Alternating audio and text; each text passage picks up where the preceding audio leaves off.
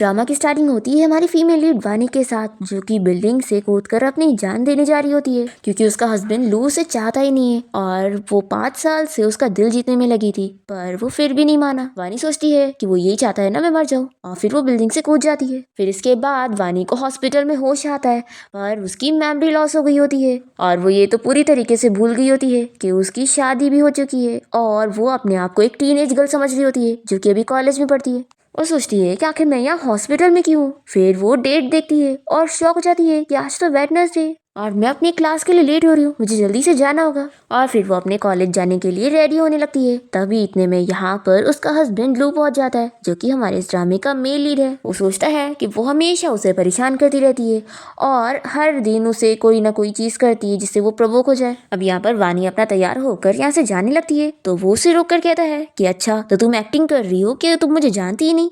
वानी कहती है कि तुम पागल हो क्या, आखिर तुम हो कौन। लू कहता है कि तुम मुझसे पूछती हो कि मैं कौन हूँ, मैं तुम्हारा हस्बैंड हूँ। तो ये हंसने लग जाती है और कहती है कि क्या बकवास कर रहे हो, मैं अभी सिंगल हूँ और वैसे भी अगर मुझे कोई हस्बैंड ढूंढना भी होगा तो मैं तुम जैसे ओल्ड पर्सन को तो अपना हस्बैंड नहीं बनाऊंगी। ये सुनकर लू तो शॉक हो जाता है और वानी उससे अपना हाथ छुड़ाने की कोशिश करती है पर वो छोड़ ही नहीं रहा होता है। तो ये उसके मुंह पे एक पंच मारती है तो वो गुस्सा हो जाता है कि तुम मुझे कैसे मार सकती हो। फिर वो उसे प्रूफ देता है कि उन दोनों की शादी 5 साल पहले हुई थी। तो ये जानने के बाद वानी उसकी चोट पर मेडिसिन लगाने लग जाती है और सोचती है कि यानी मेरी 5 साल की मेमोरी लॉस हो गई और मैं यही भूल गई कि मेरी शादी हो चुकी है और यानी अब मैं 20 साल की नहीं बल्कि 25 साल की हूँ और मेरी शादी शहर के रिचेस्ट मैन मिस्टर डू के साथ हुई है। लुई से कहने लगता है कि मैं जानता हूँ कि तुम ये सब एक्टिंग कर रही हो, सोचना भी मत कि मैं तुम्हारी बात पर बिलीव करूंगा कि सच में तुम्हारी मेमोरी लॉस हो गई। वानी को इसकी बात सुनकर बहुत ही गुस्सा आती है और सोचती है कि कितना बेकार इंसान है, आखिर ऐसे कैसे मैं 5 साल पहले इस जैसे बंदे के साथ शादी कर सकती हूँ।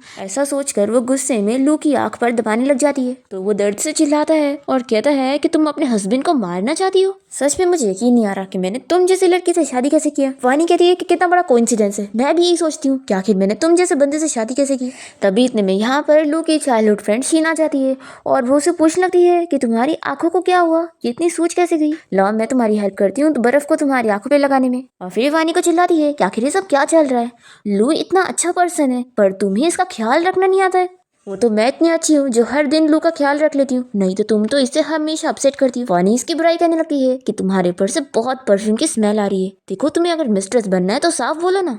और वो उसकी बुराई करने लग जाती है तो शीन लू से कहती है कि देखो ये मेरे बारे में क्या बोल रही है। तो लू वानी को चिल्लाता है कि तुम शीन से कैसी बात कर रही हो।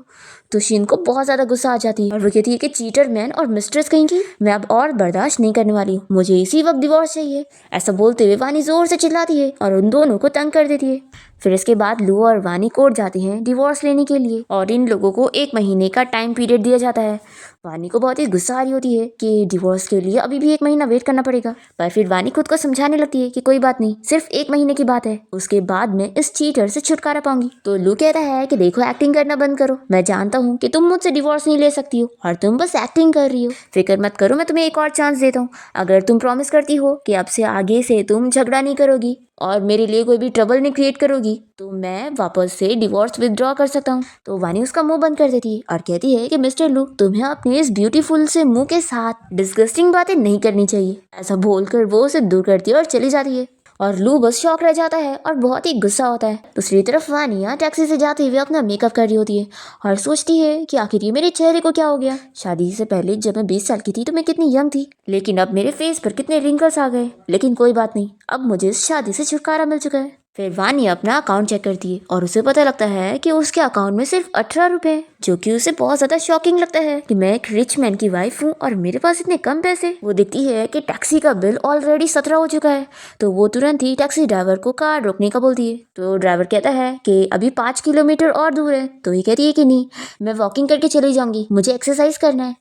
ऐसा बोलकर वो उतर जाती है और वॉक करते हुए जाने लगती है और सोचती है कि आखिर कौन सा विला है जो इतना दूर है। फिर तभी सामने उसे एक बहुत बड़ा विला नजर आता है और वो गुस्सा हो जाती है कि इतना बड़ा विला है और अपनी वाइफ के साथ इतनी कंजूसी, क्या फायदा है इसका इतना रिचेस्ट मैन होने का। तभी एक बच्चा यहाँ पर मस्ती करते हुए वानी के ऊपर पटाखे फेंकने लग जाता है। तो ये चिल्लाती है कि तुम्हारे पेरेंट्स ने क्या तुम्हें कुछ सिखाया नहीं है, तुम किसी के ऊपर ऐसे पटाखे कैसे फेंक सकते हो। और वो तो इसे और चिढ़ाने लग जाता है और इसके ऊपर और पटाखे फेंक रहा होता है। तो वानी भी उसे पकड़ने के लिए उसके पीछे भागती है और फिर आखिरकार वो उसे पकड़ ही लेती है। और कहती है कि आज तो मैं तुम्हें सबक सिखा के रहूंगी और तुम्हें एक अच्छा इंसान बनाऊंगी। तो शाओ चिल्लाने लगता है कि छोड़ो मुझे, मैं चाहता भी नहीं हूँ कि आप जैसी लेडी मेरी मम्मी रहे। तो वानी शॉक हो जाती है और पूछती है कि क्या तुम मेरे बेटे हो।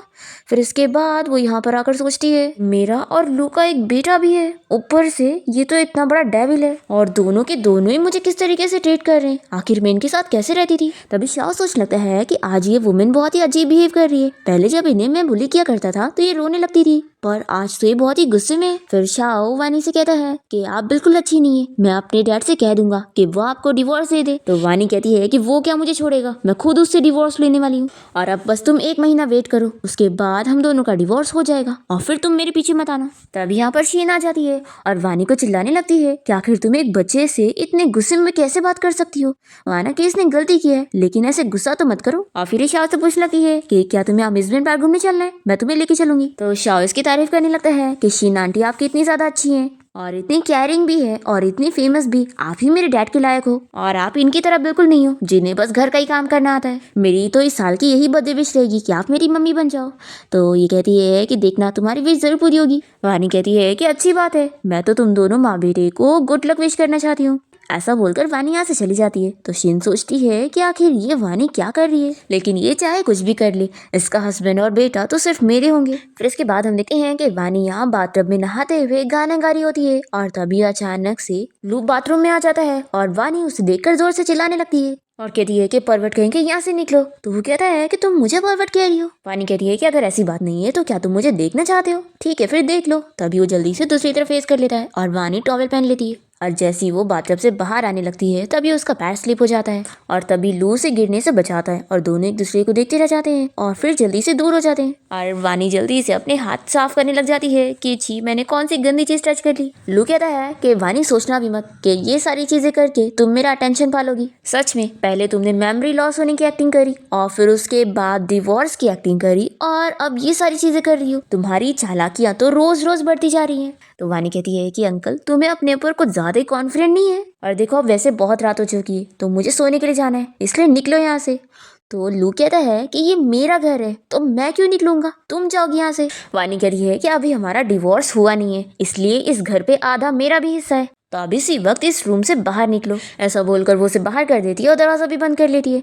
फिर इसके बाद लू बाहर आ जाता है और यहाँ पर उसके फ्रेंड उसे कह रहे होते हैं कि वो इतना अपसेट क्यों है, क्या सिस्टर इन लॉ से गुस्सा है। तभी इतने में शेन लू को कहने लगती है कि तुम ड्रिंक करना बंद करो, चलो मैं तुम्हारे लिए गाना गाती हूँ, पर वो उसे दूर कर देता है। लू के फ्रेंड समझ जाते हैं कि वो सिर्फ वानी के बारे में सोच रहा है। फिर लू का फ्रेंड वानी को कॉल करता है और उसे कहता है कि सिस्टर इन लॉ लू बहुत ही ड्रंक हो गया है तो तुम बाहर आकर उसे पिक करके लेके जाओ। तो वानी कहती है कि आखिर इसका मेरे से क्या लेना देना है, अगर वो मर भी गया तो तुम लोग उसकी बॉडी कलेक्ट कर लेना, मैं नहीं लेने जाऊंगी। ऐसा बोलकर वो कॉल कट कर देती है। फिर लू अपसेट हो जाता है और फिर वो काफी ड्रंक होने के बाद घर वापस आता है और वानी को आवाज देकर अपने स्लीपर्स लाने के लिए बोल रहा होता है, पर वो यहाँ पर आती नहीं है। तो ये याद करने लगता है कि इससे पहले जब भी वो ड्रंक होकर घर आया करता था तो वानी उसकी कितनी केयर कर रही थी, पर उस वक्त वो उसे दूर कर रहा था कि उसे उसकी कोई केयर नहीं थी। अब यहाँ पर ये सोचता है कि वो कहाँ पर चली गई। फिर ये अपने रूम में आ जाता है पर इसे बिल्कुल नींद नहीं आ रही होती है। तो ये सोचता है कि क्या मैं पागल हो गया हूँ, आखिर मैं उसके बारे में इतना क्यों सोच रहा हूँ। फिर ये वानी के रूम में जाता है उसे देखने के लिए और इसे पता लगता है कि वानी तो बहुत मजे में सो रही है, तो ये गुस्सा होकर चला जाता है। नेक्स्ट मॉर्निंग वानी अपना ब्रेकफास्ट कर रही होती है, तभी इतने में शाओ यहाँ पर आकर कहने लगता है कि मुझे ब्रेकफास्ट चाहिए। तो वानी कहती है कि क्या तुम मुझसे कह रहे हो, अगर ब्रेकफास्ट करना है तो जाओ खुद बना लो। ऐसा बोलकर वानी उसे मजे में खा के दिखा रही होती है। तभी इतने में यहाँ पर लू आ जाता है तो शाओ बताने लगता है कि डैडी देख लो ये मुझे ब्रेकफास्ट नहीं दे रही। लू वानी को चिल्लाता है कि शाओ कितना छोटा है, क्या तुम उसके लिए ब्रेकफास्ट नहीं बना सकती हो। तो वानी कहती है कि कल इसने खुद ही बोला था कि ये शीन आंटी को अपनी मॉम बनाना चाहता है, और फिर ये शाओ से कह देती है कि तुम्हें ब्रेकफास्ट करना है ना तो शीन आंटी के पास जाओ। ऐसा बोलकर वो मजे में चली जाती है और फिर इसके बाद वो अपना लगेज लेकर लू के घर से बाहर निकलती है और बहुत ही ज्यादा खुश होती है कि अब मैं अपनी न्यू लाइफ स्टार्ट करने वाली हूँ और दोबारा मैं यहाँ कभी नहीं आऊंगी। फिर वानी अपनी फ्रेंड लूसी के घर पहुंचती है और दोनों ही एक दूसरे से मिलकर बहुत ज्यादा खुश होते हैं। और लूसी से कहती है कि कल रात जब तुमने मुझे मैसेज करके बताया कि तुम लू से डिवोर्स ले रही हो तो मुझे यकीन नहीं हुआ, क्योंकि लू से शादी करने के बाद तुमने हम सभी फ्रेंड्स के साथ रिलेशन तोड़ चुकी थी और मुझे तो लगा था कि तुम हमेशा उस लू के साथ रहने वाली हो, उसकी स्लेव बनकर। तो ये सब जानकर वानी सोचती है कि आखिर मैं पहले कैसे टाइप की थी। फिर वो अपनी फ्रेंड से कहती है कि तुम फिक्र मत करो, अब से मैं ब्लाइंड नहीं बनने वाली हूँ और अब बस 1 महीने का इंतजार है, फिर लू और मेरा डिवोर्स हो जाएगा। तो इसकी फ्रेंड कहती है कि ये तो कितनी अच्छी बात है, फिर तो हमें आज रात सेलिब्रेट करना चाहिए। और फिर दोनों ही बाहर जाने की प्लानिंग कर लेते हैं कि ड्रंक हुए बिना ये लोग आज घर नहीं आने वाले। फिर दूसरी तरफ लू यहाँ कंपनी में होता है और इसे पता लगता है कि उसे शाओ को पिक करने के लिए स्कूल जाना पड़ेगा, क्योंकि वानी उसे लेने के लिए गई नहीं। फिर ये उसे कॉल करने लगता है पर वो इसका कॉल उठाती ही नहीं है। फिर इसके बाद लू शाओ को लेकर घर पहुंचता है और दोनों को ही भूख लग रही होती है। तो लू कहता है कि कोई बात नहीं, हमें खाने के लिए किसी और की जरूरत नहीं है, मैं आज तुम्हारे लिए खुद कुकिंग करूंगा।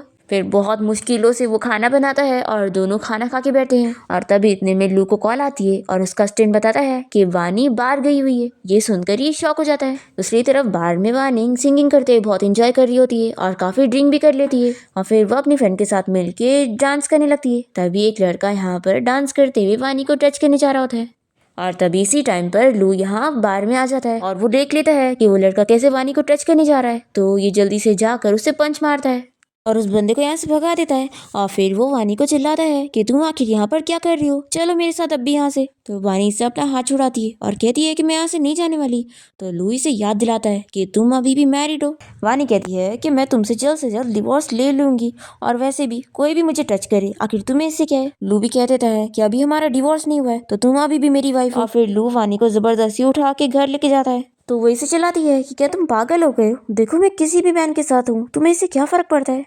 लू कहता है कि तुमने ये सारी चीजें मेरा अटेंशन पाने के लिए करी हो ना। ऐसा बोलकर वो उसे किस करने लग जाता है। वानी पहले तो उसे रोकती है पर फिर वो भी उसे किस करने लगती है और दोनों ही नाइट स्पेंड कर लेते हैं। फिर नेक्स्ट मॉर्निंग जब वानी की नींद खुलती है तो वो बहुत ज्यादा गुस्सा हो रही होती है कि आखिर मैं लू के साथ नाइट स्पेंड कैसे कर सकती हूँ। तभी इतने में लू यहाँ पर आ जाता है और वानी से कहने लगता है कि तुम तो बहुत खुश होंगी ना कि कल रात वही हुआ जो तुम चाहती थी।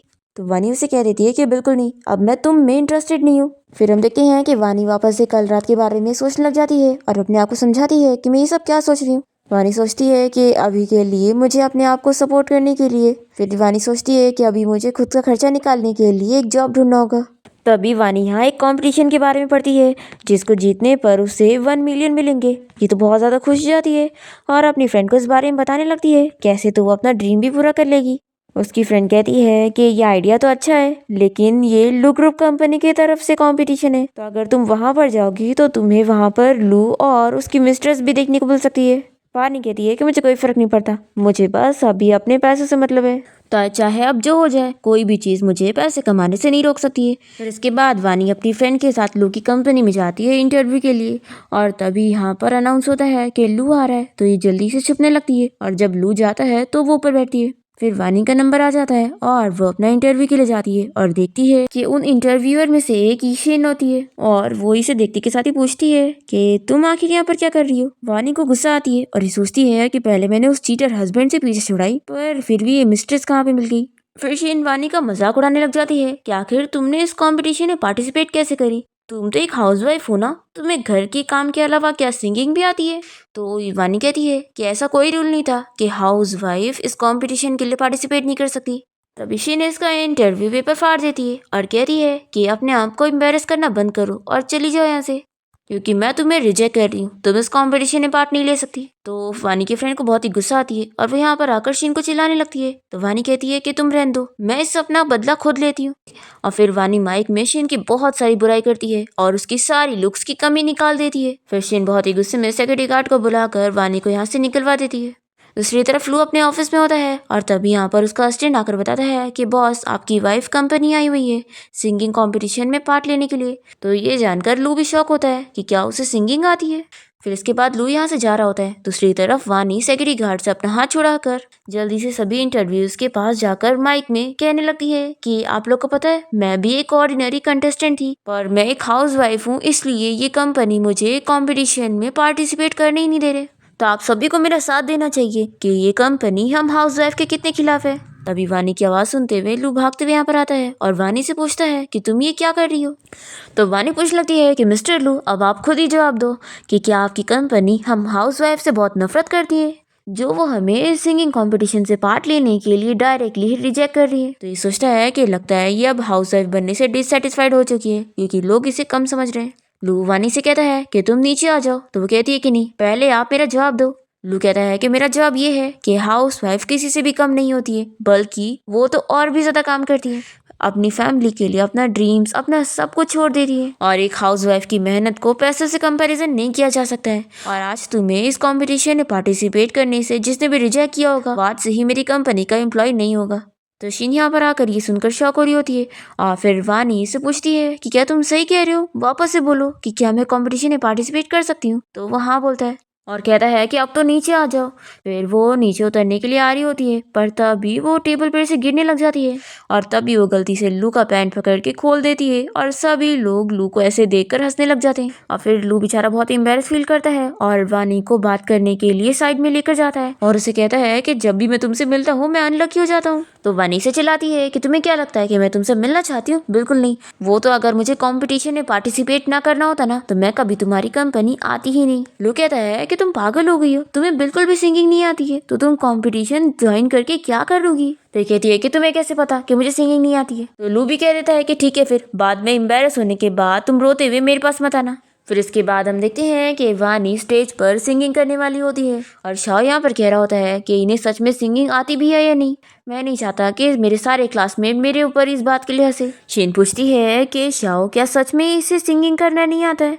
तो ये कहता है कि ऑफ कोर्स, मैंने तो कभी इन्हें सिंगिंग करते हुए नहीं सुना। हर दिन तो वो बस घर के काम ही करती रहती थी, बर्तन धुलना या फिर कपड़ा धोना और या फिर डैडी का वेट करते रहना, और इसके अलावा उन्हें कुछ भी करना नहीं आता था। तो शीन तो खुश हो जाती है और सोचती है कि अच्छा, तो इसे बिल्कुल सिंगिंग नहीं आती है।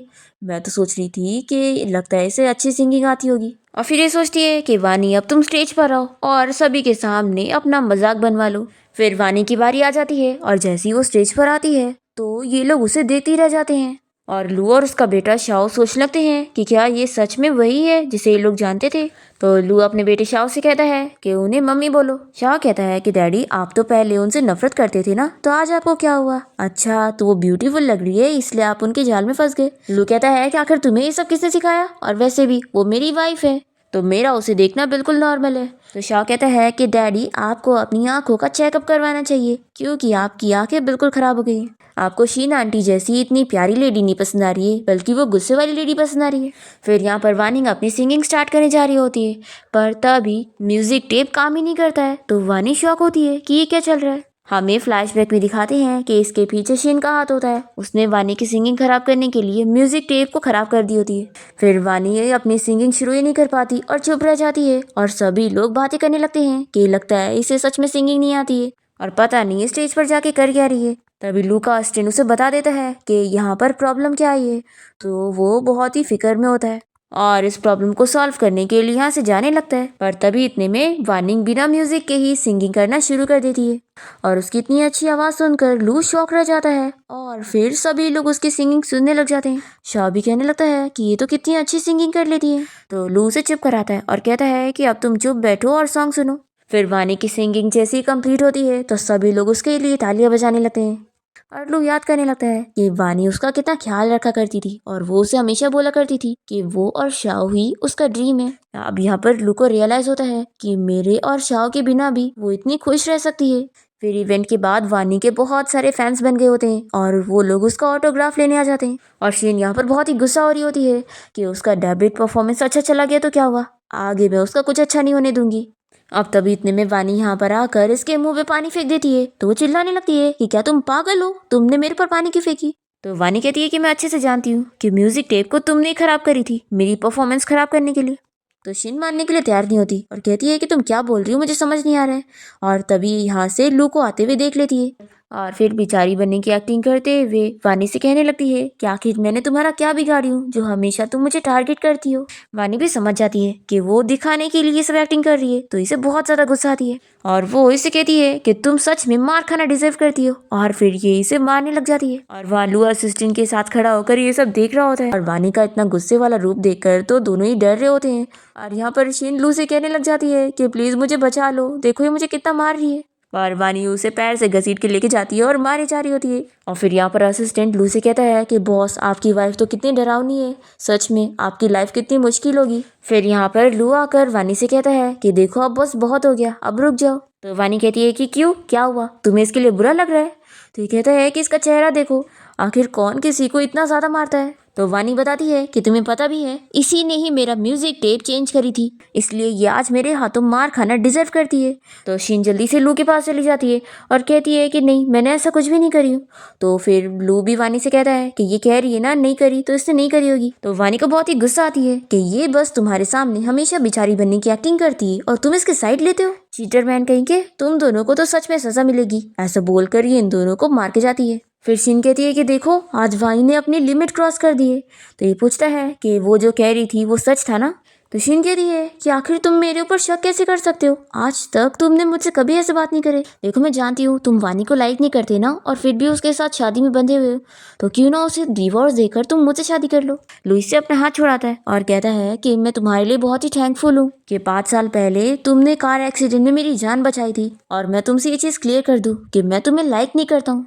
फिर दूसरी तरफ हम देखते हैं कि वानी को डॉक्टर की कॉल आती है और वो उसे बताता है कि 5 साल पहले उसके पैर में स्टील की प्लेट लगी थी और अब 5 साल पूरे हो गए हैं, तो आज उसको निकालने का दिन है। वानी को इस बारे में कुछ याद ही नहीं होता है, तो डॉक्टर उसे बताता है कि 5 साल पहले उसने किसी मैन की कार एक्सीडेंट में जान बचाई थी और तभी उसके पैर में बहुत ज्यादा चोट लग गई थी, तो स्टील की प्लेट लगानी पड़ गई। फिर वानी घर आने के बाद इस बारे में सोचती है कि अब मुझे समझ आया कि मेरे पैर में ये निशान क्यों है। फिर वो अपनी फ्रेंड से इस बारे में पूछने लगती है कि क्या तुम्हें इस बारे में पता है कि 5 साल पहले मैंने किस मैन की जान बचाई थी। तो इसकी फ्रेंड कहती है कि तुमने इस बारे में मुझे तो कुछ नहीं बताई, लेकिन हाँ 5 साल पहले ही तुम्हें अचानक से लू से प्यार हो गया था और तुमने उससे शादी भी कर ली थी, तो कहीं ऐसा तो नहीं कि तुमने उसी की जान बचाई हो। तो वानी कहती है कि ऐसा कैसे हो सकता है, अगर मैंने सच में उसकी जान बचाई होती तो क्या वो मुझे इस तरीके से ट्रीट करता।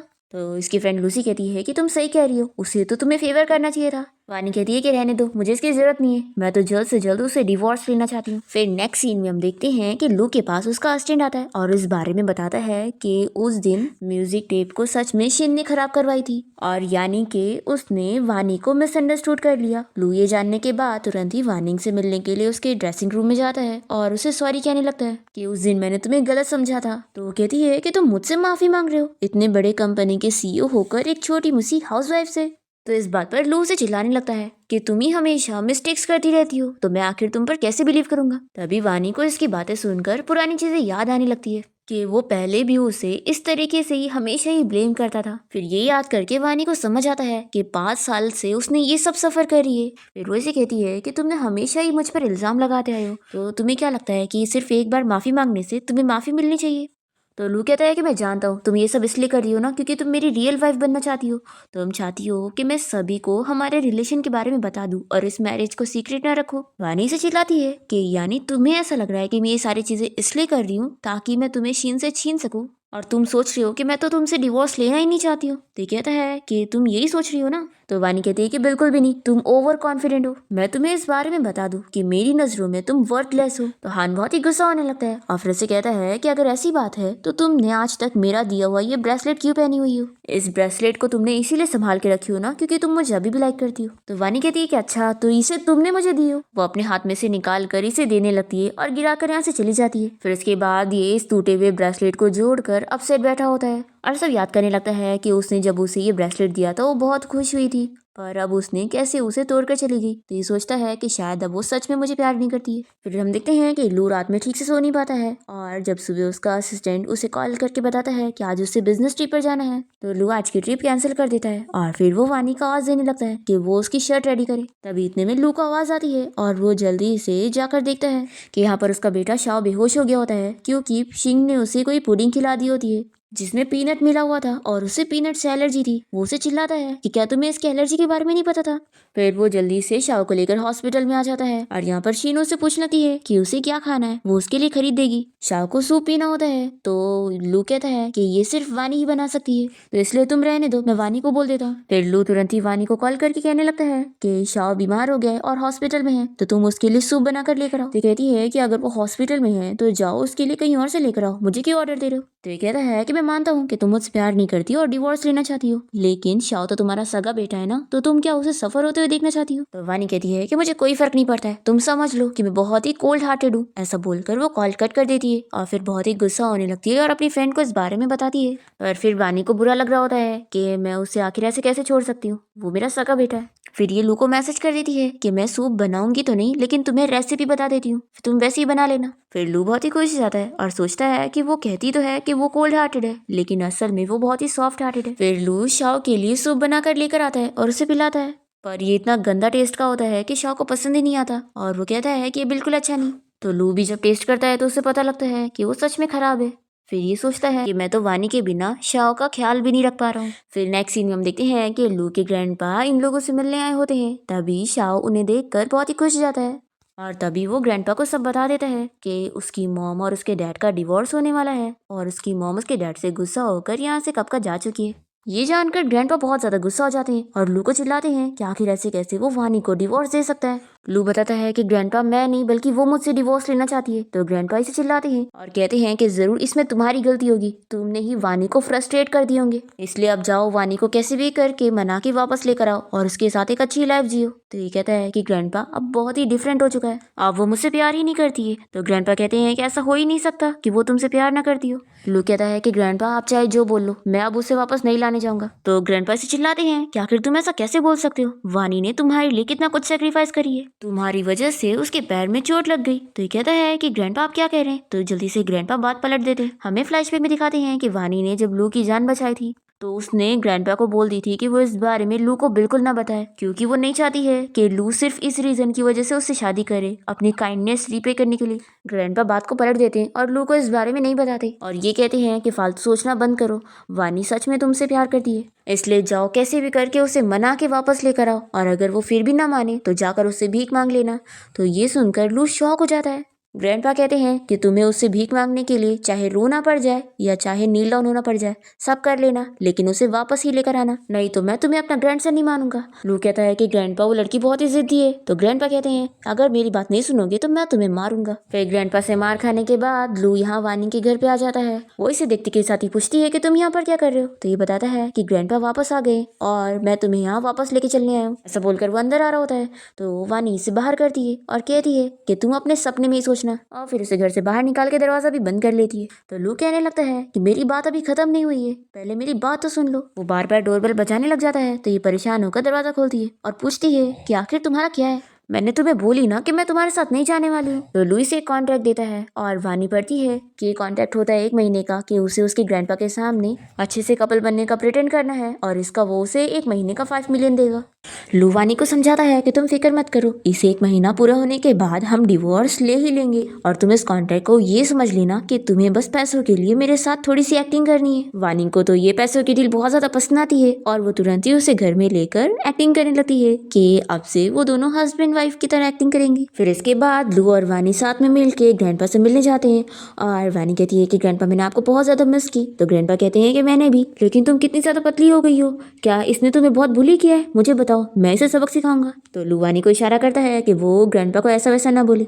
फिर वो कहती है कि नहीं ग्रैंडपा, ये तो मेरे साथ बहुत अच्छे से, और इसने मुझसे प्रॉमिस भी किया है कि अभी वो मेरी फेवरेट ड्रेस भी मुझे दिलाएगा जो कि अभी लिमिटेड एडिशन पर है। और वो ग्रैंडपा को ड्रेस दिखाने लगती है तो लू देख लेता है कि कितने ज्यादा पैसे किए वो। फिर वो उसे कहने लगता है कि तुम तो मुझे लूट रही हो। तो वो उसे पिंच करते हुए कहती है कि तुम्हें मुझे देना पड़ेगा। फिर ग्रैंडपा लू को चिल्लाते हैं कि आखिर ये कैसा रिएक्शन है, क्या तुम इसे दिलाना नहीं चाहते हो। तो ये कहता है कि नहीं ग्रैंडपा, ऐसा बिल्कुल नहीं है, मैं तो बहुत ज्यादा खुश हूँ और मैं अपनी वाइफ को नहीं दिलाऊंगा तो किसे दिलाऊंगा। और फिर दोनों जन बस ग्रैंडपा को दिखाने के लिए अच्छे से कपल बनने की एक्टिंग कर रहे होते हैं। फिर इसके बाद ग्रैंडपा वानी को शॉपिंग पर लेकर जाते हैं और उसके लिए बहुत सारी ड्रेसेस खरीदने लगते हैं और कहते हैं कि तुम दिल खोल के शॉपिंग कर लो क्योंकि ये सारा पैसा लू देने वाला है, तो तुम्हें फिक्र करने की जरूरत नहीं, तुमने तो हमारी फैमिली के लिए इतना कुछ करी हो कि ये तो तुम्हें देने के लिए कुछ भी नहीं है।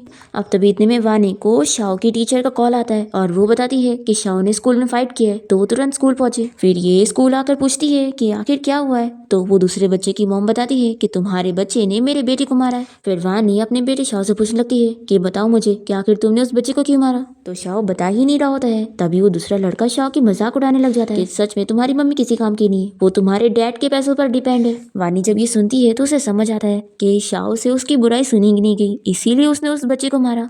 ये सुनकर उसे अच्छा लगता है कि ये उसने उसे प्रोटेक्ट करने के लिए किया। अब ये दूसरे बच्चे की लेडी यहाँ पर शाओ से कहती है कि वो उनके बेटे से माफी मांगे। तो वानी अपने बेटे के लिए लड़ती है और उसकी मॉम के साथ फाइटिंग करने लग जाती है। फिर इसके बाद जब लू यहाँ पर पहुंचता है तो वो देखता है कि वानी यहाँ पर शाओ से कह रही होती है कि अगली बार तुम्हें कभी कोई प्रॉब्लम हो ना तो तुम मुझे बताना, मैं सॉल्व करूंगी। लू सोचता है कि आखिर इन दोनों माँ बेटे के बीच में सब कुछ कब ठीक हुआ। फिर लू यहाँ पर आकर वानिंग से पूछता है कि तुमने क्यों फाइटिंग कर ली, क्या तुम अपने आप को आयरन मैन समझती हो। वानी कहती है कि मैं सच में आयरन मैन हूँ, देख लो मैंने उस लिली का क्या हाल की हूँ।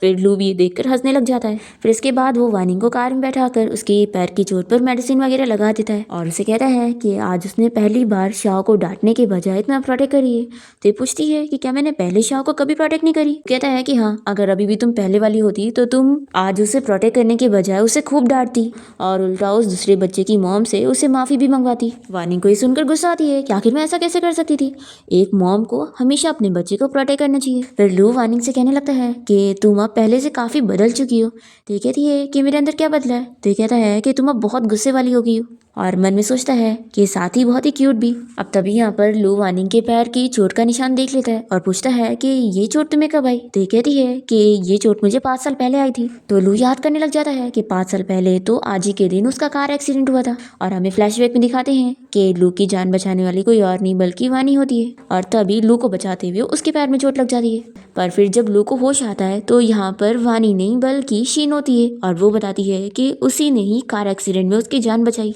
तो लू उसे थैंक्स करने लग जाता है और फिर फ्लैशबैक यहाँ पर खत्म होता है और लू सोचता है कि मेरी जान तो शीन ने बचाई थी तो वानिंग वो थोड़ी ना हो सकती है। फिर लू उससे इस चोट के बारे में और पूछने लग जाता है और वानिंग बताने भी जा रही होती है। पर इतने में शाओ कहने लगता है कि डैडी मुझे बहुत भूख लग रही है। वानिंग कहती है कि ठीक है फिर तुम इसे डिनर के लिए लेकर जाओ और मैं जाती हूँ। लू कहता है कि तुम कहाँ जा रही हो, तुम भी साथ चलो। तो ये कहती है कि नहीं, मैं तुम्हारे साथ नहीं डिनर कर पाऊंगी, नहीं तो मुझे खाना डाइजेस्ट नहीं होगा। फिर ऐसे ही कुछ दिन बीत जाते हैं और हम देखते हैं कि वानिंग अब बहुत ज्यादा फेमस हो गई होती है और वो जैसे ही लू की कंपनी के बाहर पहुंचती है तो बहुत सारे रिपोर्टर उसे सवाल करने आए होते हैं और उसका फोटोज ले रहे होते हैं। तभी शिन भी यहाँ कंपनी आई होती है और वो इससे बहुत जेलस होने लगती है कि वो इतने टाइम से कंपनी में काम कर रही है पर वानिंग तो अभी आई और इतनी जल्दी फेमस हो गई। फिर वानी यहाँ लू के ऑफिस में आ जाती है और उसे पूछती है कि तुमने मुझे यहाँ पर किस लिए बुलाया।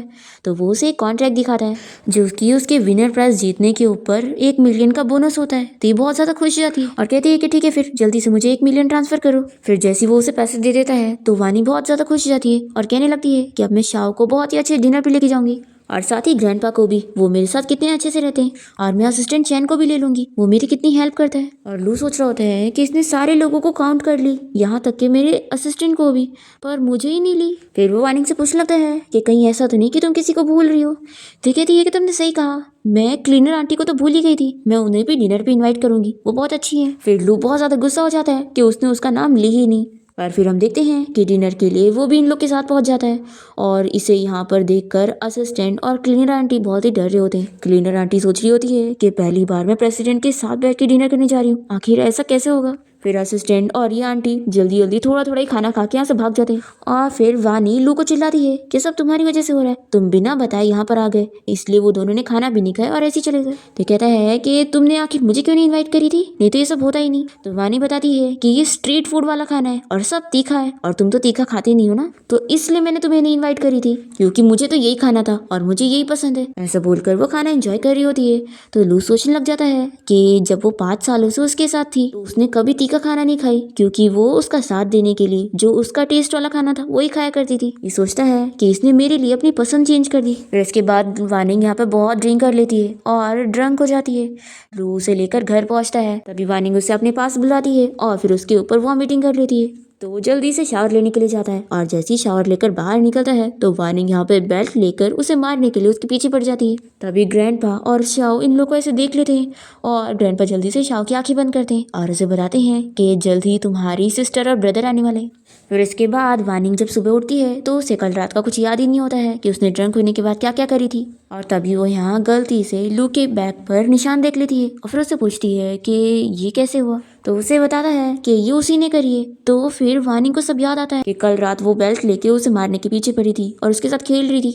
फिर ये लू की कंपनी पहुंचती है और अपना मुंह छिपाते हुए जा रही होती है कि कहीं लू से मिल ना जाए, नहीं तो वो उसे फेस कैसे करेगी। फिर यहाँ वानिंग से मिलने के लिए कंपनी में शाओ के साथ उसके 2 फ्रेंड्स आए होते हैं क्योंकि वो लोग वानिंग के फैन होते हैं और उसका ऑटोग्राफ लेने आए होते हैं। और ये लोग शाओ से कहते हैं कि तुम्हारी मम्मी तो कितनी ज्यादा अच्छी है तो शाओ दिखाने के लिए ऐसे बिहेव कर रहा होता है कि उसे कोई फर्क नहीं पड़ रहा है, पर वो बहुत ज्यादा खुश होता है कि सभी उसकी मम्मी को पसंद कर रहे हैं। फिर नेक्स्ट डे जब शाओ स्कूल से बाहर आता है तो शीन उसे पिक करने आई होती है। तो ये कहता है कि आखिर मेरे डैडी क्यों नहीं आए। शीन बताती है कि तुम्हारे डैडी बिजी है। तो ये पूछता है कि फिर मम्मी क्यों नहीं आई, और फिर वो खुद ही आगे चला जाता है। तो शीन को बहुत ही गुस्सा आती है कि आखिर इस वानिंग ने मेरे पीठ पीछे इन दोनों को क्या समझा दिए कि ये लोग मुझसे इतना दूर हो गए। फिर हम देखते हैं कि एक फेमस डायरेक्टर लू और वानिंग के साथ बाहर डिनर पे जाता है इन लोग के साथ आने वाली मूवी के लिए कॉन्ट्रैक्ट साइन करने के लिए। शीन वानिंग से बहुत ज्यादा जेलस होती है और वो इस कॉन्ट्रैक्ट को खराब करने के लिए उस फिल्म डायरेक्टर को गुस्सा दिलाने की कोशिश करती है और जानबूझ के ऐसी डिशेस ऑर्डर कर देती है जो उसे बिल्कुल पसंद नहीं है। यहाँ पर वो डायरेक्टर बहुत ही ज्यादा गुस्सा हो जाता है, पर तभी वानिंग बात को संभाल लेती है और बहुत ही अच्छे और फनी वे में डायरेक्टर को अपनी बातों में ले लेती है। और वो तो वानिंग से बहुत ज्यादा खुश होता है और अपनी नेक्स्ट मूवी में उसे सॉन्ग दे देता है गाने के लिए। फिर तो वो और भी ज्यादा खुश हो जाती है और कॉन्ट्रैक्ट भी साइन हो जाता है। लू को इस बारे में पता चल जाता है कि शीन ने ये सब करने की कोशिश की थी, तो वो उसे चिल्लाता है। तो वानिंग जब ये सुनती है तो उससे गुस्सा आती है और ये कहती है कि इसे तो मैं बताऊंगी, और वो उसे मारने के लिए जाती है। तो लू उसे रोकता है और कहता है कि तुम रुको, मैं कुछ करता हूँ। तो कहती है कि तुम्हें अच्छे से इंसाफ करना चाहिए। फिर लू शीन को ऑर्डर दे देता है कि तुमने जो गलती करी हो उसके लिए तुम्हें 1 महीने तक काम पे आने की जरूरत नहीं है, तुम घर पे आराम करो और अपनी सजा भुगतो। तो कहती है कि अगर मेरा 1 महीने तक काम रुक जाएगा तो मेरा करियर खराब हो जाएगा। लू कहता है कि बोलना बंद करो, ये मेरा डिसीजन है, तो अब जाओ यहाँ से। फिर वानिंग बहुत ज्यादा खुश हो जाती है कि लू ने पहली बार शीन को कोई सजा दी है और उसे चिल्लाया है। फिर नेक्स्ट हम देखते हैं कि वानिंग अपनी कोई बिजनेस ट्रिप पर गई होती है, उसका कोई कैंपिंग एरिया में शूट करने जाना होता है।